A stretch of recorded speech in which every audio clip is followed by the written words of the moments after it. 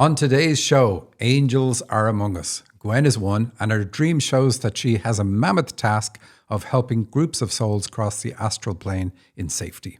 Joanne is shown a pretty unique gift, that of psychic surgery. What's that? You'll have to stay and listen.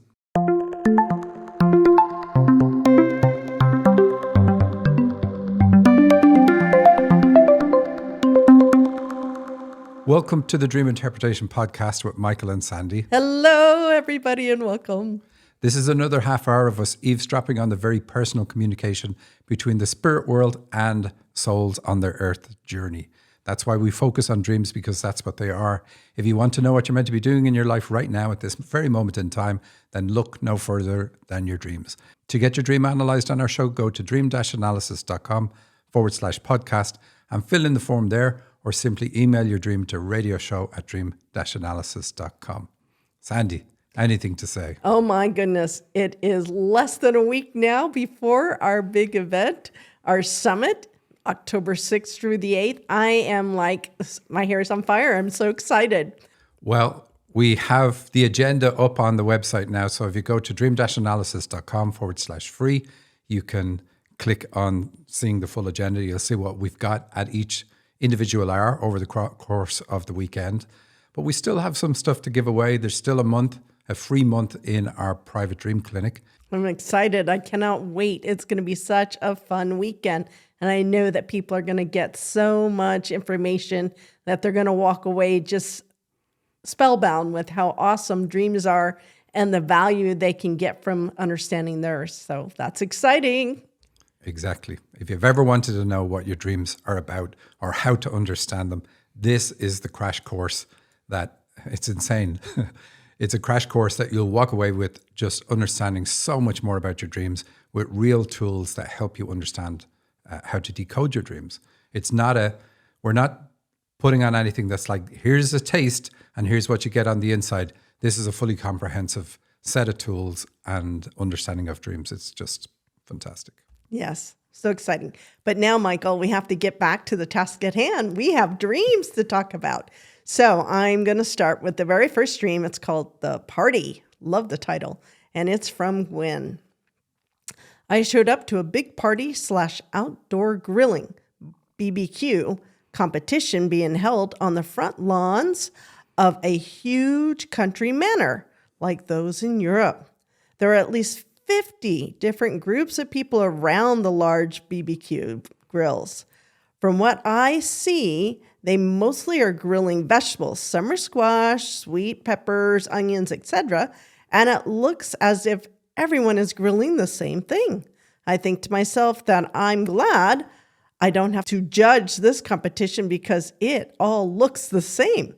Everyone seems to be having a great time, though, and there are children running around the lawns playing games.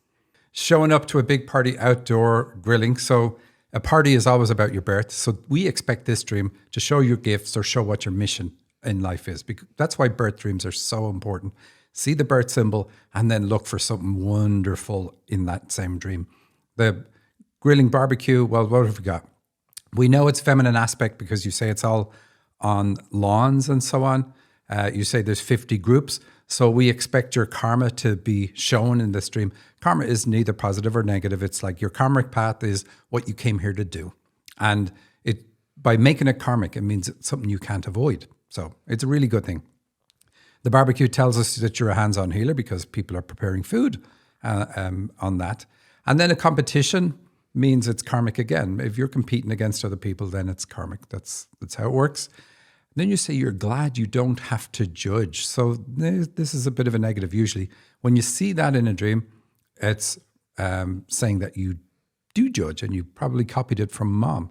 And I say probably mom because of the fact that we know it's feminine energy that's been talked about here. Then we have children playing. So you're reminded that you are meant to have fun, but you're also meant to work on childhood. And then the foreign location says that you have influences from a past life where you use these gifts, and that's being brought into this one. So quite a lot in the first opening paragraph. We've broken this dream up because it is a long dream, but it gets very interesting. Yes. Next part. I decided to go inside the giant manor and make my way through to the back where there is a huge swimming pool with different sections and levels, and there is a pool party going on. The people at the pool party have a distinctly different vibe than those at the grilling competition out front. Okay, so the party makes a birth again, sticking with the party theme. Going inside then is about entering your mother's body, going into your own body inside your mom's. That's how it works. So the first part is preparation. We see what we're planning and so on, and then we go into the body. The giant manor, this is how you're going to expand yourself and grow. So it's really good. Like when people are working on themselves a lot, then they can have dreams about giant manors and cathedrals and so on. You start off in a giant manor, so that's pretty unusual. I'm sure you didn't in this lifetime, or you would have said, yes, we live in a manor and we have 53 servants and here's a little bit about my life. You didn't say any of that, so we're going to assume the giant manor stands out. But it's still pretty good because it's saying you've come in with a lot to begin with. What else have we got? The pool party on many levels. So again, the party's all about celebration. So celebrate your high level of spiritual understanding. That's what that is. Wow, that's cool. All right, continuing. I joined the pool party where I'm approached by Anubis in his dog head form. He says he wants to show me something. Then I feel like I'm on one of those 3D movie rides where the seats move and I'm flying through a series of round gates that each have ancient symbol forms from around the world on them. As I get close enough to feel like I'm going to crash into them, they open. The only one I can distinctly remember was the last one, and it was the Mayan calendar.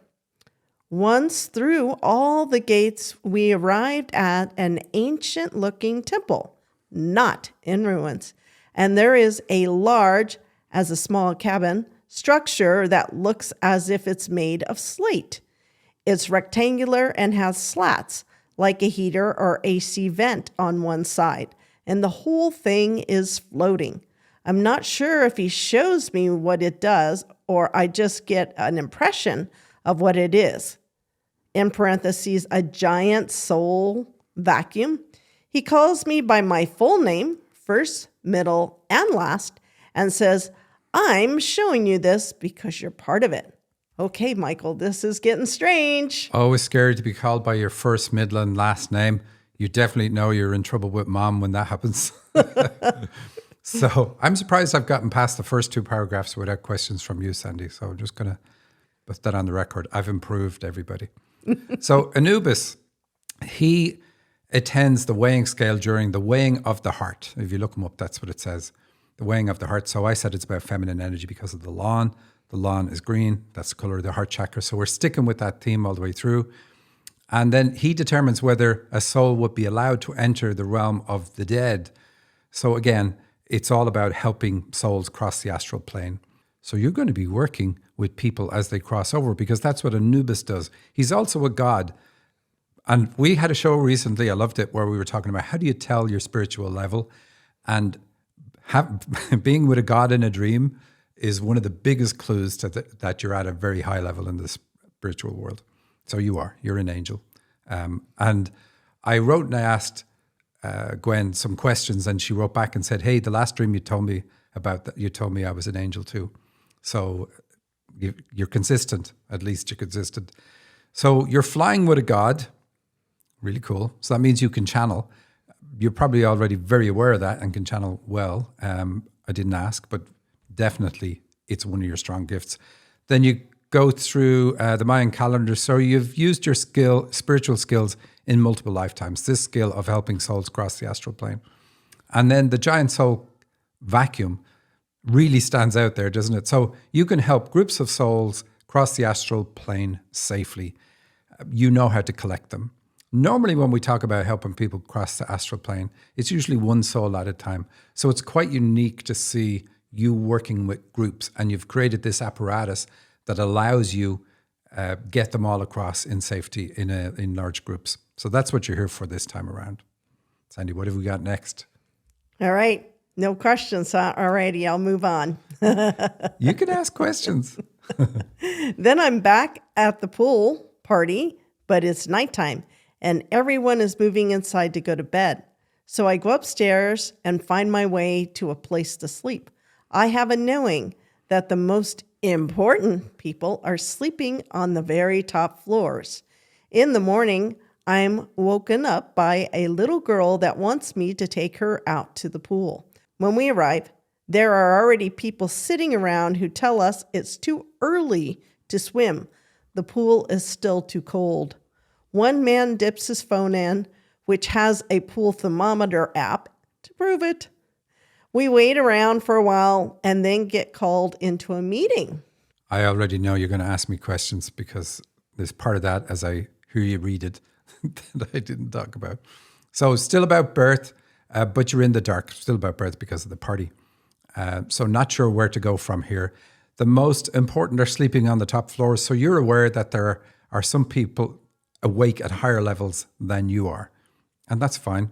This shows your positive path. This is your goal. So you're going to get more aware pretty soon. Your role in this lifetime is to help souls cross the astral plane. And you have special skills in this area, as already pointed out to you by Anubis. When I channeled on this more, I got that you have given a set of angels control of your power, and they have been slowly ramping it back up to you in this lifetime. And your goal is to regain full power and stay in control and never abuse it. I know you have questions on this part, Sandy. Yeah, so what's up with the pool being too cold? That was it. Yeah. So you're meant to work on the heart. You're meant to work on issues around mom being cold in this context, because remember, a guy tests it with a phone. So it's about being emotionally cold or not able to express your feelings in a warm way. So how does that show up? You keep to yourself. You hide your feelings. And so you've got to work on that. That's part of what you still have yet to do in order to fully step up the extra steps on the stairs or flights of stairs to get to the top. But it's not beyond you. And we know, like the girl says work on childhood and she wants to take you to the pool. It's not really too negative. Happy with that answer, Sandy? Yes. Yeah. So I was going to ask about the little girl next. Is that her or? Yeah, well, we had kids playing at the start. So it's working on childhood. It's always about working on childhood, almost always anyway. Okay. So on the way to the meeting, I overheard a conversation from some of those sleeping on the top floor say something about taking a trip up a river. We all make our way to a room that's like a giant step down living room. Some people are sitting on the steps, some on couches and chairs down in the living room, and some in plush chairs and small couches around the perimeter above the steps. There is a woman I knew from the past standing at the podium talking about how day 5 is going to be a big one and we need to be prepared. Day 5 is going to be a double day, but we're not there yet. We're only on day 11 or 10. So I assess that we are in a countdown of some sort. There you go, Michael. Very clever. The trip up the river and overhearing that conversation, don't be tempted to listen in just because you can. You can channel, said it before, but stick to what you're here for. It's the same for all of us. Following the flow of the river brings us back to source, and that's going to be taking us downstream. Going up the river is going away from source, and angels do this to find fallen angels. They can go into the darkness far from source because they can remain true to themselves under all circumstances. Now, you are already an angel, but they don't want you doing that while here. We have specific goals that are designed to help us grow. They are detailed in our dreams, and that's what we should stick to. Everything else is a sideshow. We have to step down to the living room, so you perceive that being occupied with just the physical is a giant step down. Well, from the level you've come from, it is. But that's okay. You don't have to come here. You're already at the angel level in the spirit world, but you know you can still benefit by coming back here. It's always interesting. We always pick something to work on. It's part of, we have to bind karma to ourselves in order to get here. So we have to pick something negative that'll be the anchor to get us down. And so let's work on it while we're here. That's what we do. So I think you have a special ability to see people's skills and their level. And this is from your observation of how you're describing what's around. So you know the help that people need. And I'll be curious to hear you explain this gift to me. How does it work for you? Your ability to see people's skills and their level. You would make a good counselor, but that's not for you in this lifetime. Your goal is to observe and learn from observation. You're better at explaining to people what they need rather than pointing them towards anyone in particular. You're really good at this when working with groups. Since you know the woman at the podium, what are her traits? Is she judgmental? And I did write and ask before the show, and I didn't get an answer to that one. She represents what you need to work on in order to fully step into your own spiritual leadership gift. And then you're on a countdown to doing what you came here for. 11 is about channeling your own unique way. The ones are about your uniqueness. 10 is about following your goals to completion. Again, the 1 being about you and the 0 being goals.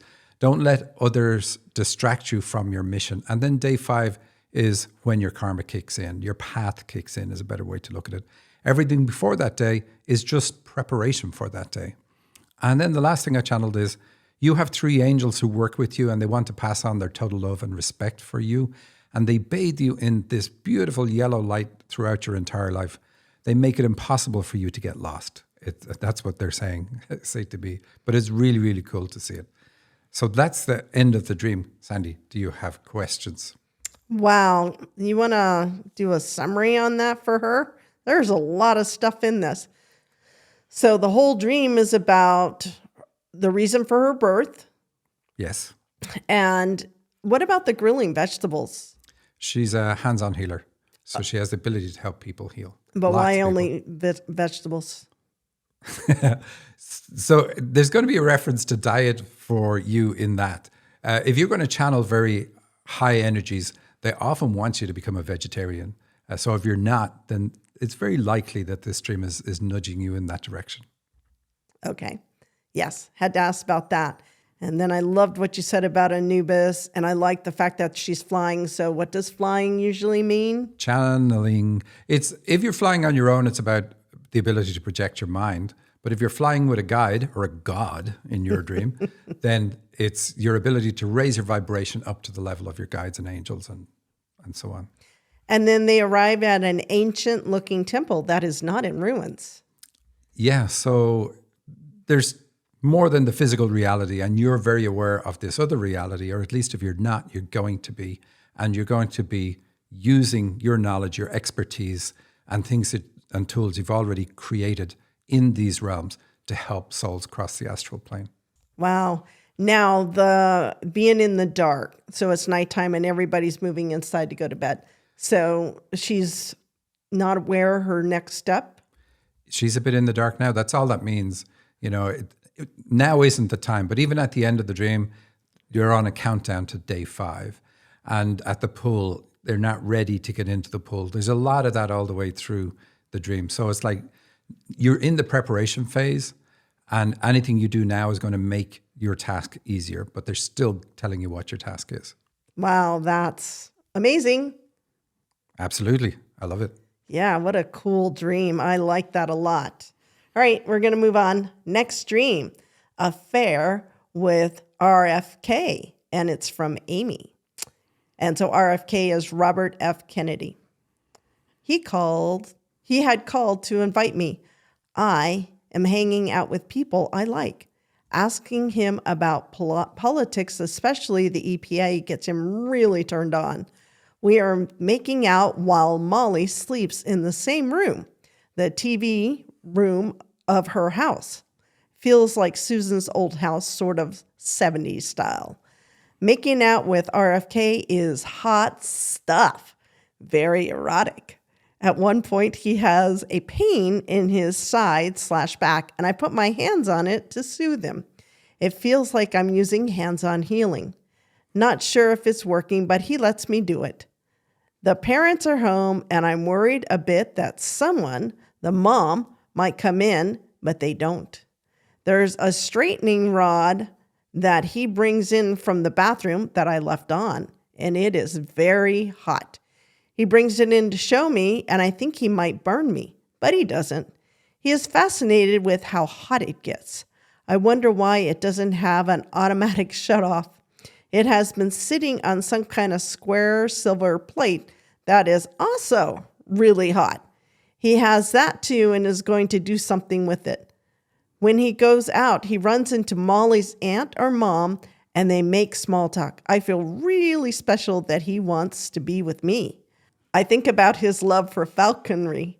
I am aware that I'm having an affair. He's married and I'm married, but I don't care. There is a mess, chips, garbage in the room that needs to be cleaned up. All right, Michael, this is a strange one. It's all over the place. It is. But it's pretty straightforward. If we look at it from the start, Robert F. Kennedy is a political leader, in fact, even trying to become president. So it says that you have a spiritual leadership skill. He called to invite you so you don't feel welcome on the planet or didn't feel welcome by mom. We see a mom show up in the dream later and you didn't want mom to come into the room. You're hanging out with people you like, that's fine. Things about politics turn them on, that's okay. We're making out, that's good in a dream because that's like getting intimately in touch with that spiritual leadership ability, with that gift. And also your masculine side because he's a man. So confidence in using the gift. Then he has a pain in his side and you use hands-on healing to help him. That's a masculine energy gift. So you've got that gift too, doing hands-on healing. And then this is the part that I really included this dream for because I loved it. When he brings in the straightening rod, the curling iron or straightening iron that she has. When I checked into that, they said that you are afraid that partners, your male partners that you get close to could burn you. So that's really the significant point of this dream. If I let somebody get close, I could end up getting burned by that person. Huge. So that's what you have to work on. And indeed, she is working on at this moment in time. We see that you have an intuitive ability because of the silver plate that the iron was on. And the TV room? Clairvoyant. So 2 types of channeling that you have. Then because of the bathroom and the mess that needs to be cleared up with the chips, the garbage in the room and so on, we know you have elimination system issues. But the big part is getting to the point where you change your view of men so that you don't feel that anybody who gets close to you has the potential to burn you. But that can only happen when you have a paradigm view from childhood that is going to happen. So working on that to heal that is going to fix the problem. Right, because he doesn't burn her in this. Correct. And she feels really special. So that means in reality she doesn't. So the whole point of the dream is to lift her up, make her feel really good. Cool. Wow, I like the way you made some sense out of that. That seemed to be kind of a strange dream. Now, what about the fact that they're both married? That doesn't really have anything to do with this. It does, of course. We often spoil dreams. So she's working on her masculine side. We see the spiritual leadership ability coming up. So it's going to be confidence about using that ability. So she obviously has that in spades. But she has to get intimately in touch with her masculine side. And yet in the dream, she feels like, what's great is she doesn't hold back. But in the back of her mind, she knows she's married and she doesn't care. Usually what we see is, oh, I'm married, so I can't do this. That would be wrong. And then we don't make that connection. But when you're in therapy like she is, we do make the connection. We say, okay, it doesn't matter. I've got to do this for me. So that's really good to see. That's excellent. What is the falconry? She has a gift of prophecy. Oh, because falcon, the bird, has good sight. Yeah. All righty. Wow. That was really nice, Michael. Thank you. The next one is called Volunteers for Surgery, and it's from Joanne. I am looking for volunteers to do surgery. I am asking clients and friends if they are interested. People ask me questions, and I give them as much information as possible. I am struggling to find people that are willing, but it seems that people that require the surgery seem to find me. Someone inquires, I heard that someone died. I replied, but you didn't actually need the surgery. Not everyone requires an organ transplant. How the operation goes will depend on your intention. I am then shown myself doing a surgery with my hands on someone's abdomen. It is a successful surgery. All righty, Michael. Woo! Cool. So Joanne has a very unusual ability, and that's psychic surgery. We talk about hands-on healing a lot, where you put your hands on somebody and an angel steps into your body partly, and you channel energy through your body that they then use to help heal whoever you're working with. Psychic surgery is a little bit different. Same kind of setup, still an angel involved. But when you get that energy flowing to both you and the person you work on, it feels extremely physical. Like they feel like as if almost like you're kneading their flesh, or there's hands inside their body that are doing things under your hands. It really is a kind of a cool feeling, and it's unmistakable too. But you don't actually break the skin or anything. It's like the hands inside the body are working on the body, and they pass things up through you into your hands, into your energy that then gets dissipated. It's quite unusual. I don't know. We would have had it on the show very, very few times. But this dream is just explicitly about that, and it's really, really cool. All righty. So why are you looking for volunteers? So she's got the gift, and she needs to look for volunteers. And like I said, it's a lot of fun. People will feel this when you do it on them, but you need to practice it. That's really what your dream is about. Okay, and then I heard someone died. What does that have to do with anything? This dreamer would make a good doctor, a good surgeon herself. But if you ever use these skills, there are going to be patients that don't make it that you work on. And we carry the memory of that with us, and it kind of puts us off using it again in this lifetime. So is that from the past? Is that what you're saying? Unless she's killed somebody in this lifetime. And then she said, but she didn't actually need the surgery. Not everybody requires an organ transplant. So this is true about any type of healing. You have to ask the person's guides or angels, is it okay to do the healing on this person? And if they say no, then you can't do it because it's against what their karmic path is. So you have to let whatever is meant to happen, happen. It's very off-putting though for people, because obviously if someone comes to you, you want to heal them. This is what we want to do. That's why you're in the field. Well, that was good. There was a lot in this little dream. I like this one. That is so cool. Very punchy, yeah, and very unusual. So good luck, Joanne. Tell me how you get on with finding volunteers and who you cure. Yeah, that's cool. That's really cool. Anyways, I think that's it for this week. And remember, this upcoming weekend is our exciting weekend. So much going on. I'm so excited. Yes, you can go to dream-analysis.com/free, and that'll allow you register for the summit. And also there's an agenda there now, so you can look at all the different pieces. So you can say, okay, I'm going to make this piece and this piece and this piece, and I'll watch the recordings on the other stuff. Don't forget, if you register, you get the recordings. Thanks very much. See you next week. Bye.